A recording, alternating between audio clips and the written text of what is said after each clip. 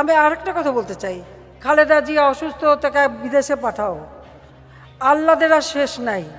রাজনীতিতে শিষ্টাচার বলে একটি শব্দ আছে, যা শেখ হাসিনার অভিধানে ছিল না বললেই চলে। ক্ষমতায় থাকাকালে রাজনৈতিক প্রতিপক্ষ বেগম খালেদা জিয়াকে ঘায়েল করতে তিনি এমন সব কুরুচিকর মন্তব্য করেছেন যা শুনলে আজও লজ্জা পায় সচেতন মহল। একদিকে শেখ হাসিনার লাগামহীন বিষোদগার, অন্যদিকে খালেদা জিয়ার অসামান্য ধৈর্য। আজকের প্রতিবেদনে দেখুন সেই চরম বৈপরীত্যের চিত্র। ক্ষমতার দম্ভে শেখ হাসিনা নিয়মিতই বেগম জিয়াকে চোর, খুনি, এমনকি জালিম বলে সম্বোধন করতেন। পদ্মা সেতু নিয়ে খালেদা জিয়ার মন্তব্যের জেরে তিনি বলেছিলেন, পাগলে কি না বলে, ছাগলে কি না খায়, এমনকি তার মাথায় ঘিলু নেই বলেও তুচ্ছ তাচ্ছিল্য করেছেন।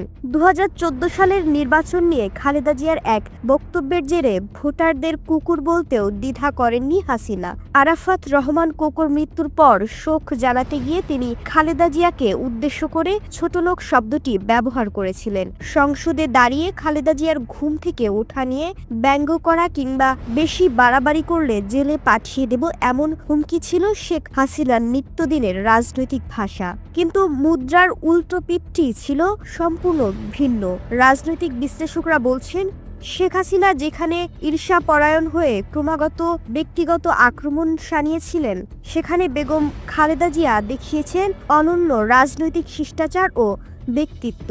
তিনি কখনোই প্রতিপক্ষকে ঘায়েল করতে নোংরা ভাষার ব্যবহার করেননি, যার সবচেয়ে বড় প্রমাণ মিলেছে 2024 সালের 5 আগস্টের পর।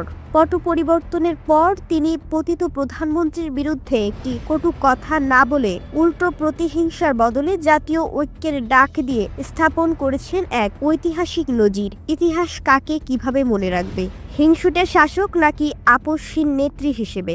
আপনার মতামত কি?